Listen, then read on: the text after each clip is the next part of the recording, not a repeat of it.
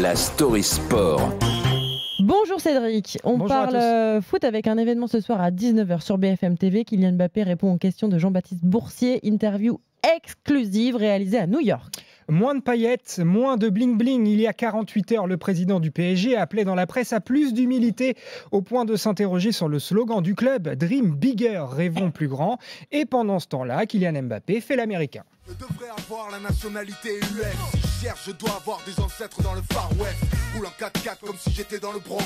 À Paris, ta Peugeot s'écarte quand je garde. Voilà, il y a quelques jours, le Parisien a même fait le buzz en s'affichant avec un maillot de basket, celui des Nets de Brooklyn. L'attaquant du PSG est en réalité à New York avec des enfants de sa fondation, ce qui ne l'a pas empêché de participer à une campagne de pub pour son équipementier. La photo de Kylian Mbappé s'affiche en plein Times Square sur un écran de 5 mètres de haut. C'est bien. Je vois le sourire qui se dessine. C'est sympa. On a fait un petit moment là-bas, on a fait un spot photo un peu. Il y avait beaucoup de monde, mais ça s'est bien passé. Ouais, c'est super.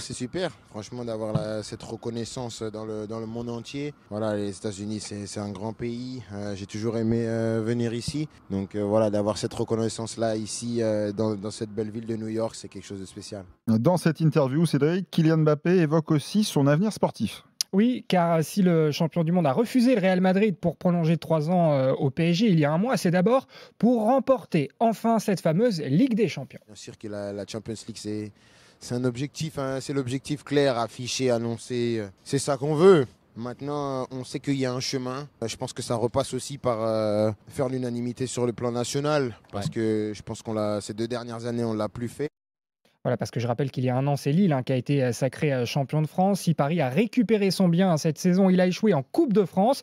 La faute encore une fois à Christophe Galtier, que Mbappé devrait bientôt avoir en allié sur le banc parisien. Mais on sait que le joueur a une place centrale dans le nouveau projet du PSG et il ne fuit pas ses responsabilités, Kylian Mbappé. Non, d'ailleurs, c'est pas trop le genre de la maison. Il affiche une nouvelle fois son objectif, devenir le meilleur buteur de l'histoire du club. Et meilleur buteur de l'histoire, je pense que ça peut bien se passer. Maintenant, voilà, ça va être quelque chose d'incroyable si je parviens à le faire. Mais je pense que si je continue comme ça, il n'y a pas de raison que je ne le fasse pas. Voilà, en effet, ça devrait bien se passer pour Mbappé. Il a déjà dépassé Ibrahimovic et il n'est plus qu'à 29 unités des 200 réalisations d'Edinson Cavani. Sachant que Mbappé a marqué à 34 buts la saison dernière. Je vous laisse faire les calculs, mais ça devrait donc aller assez vite. Ouais.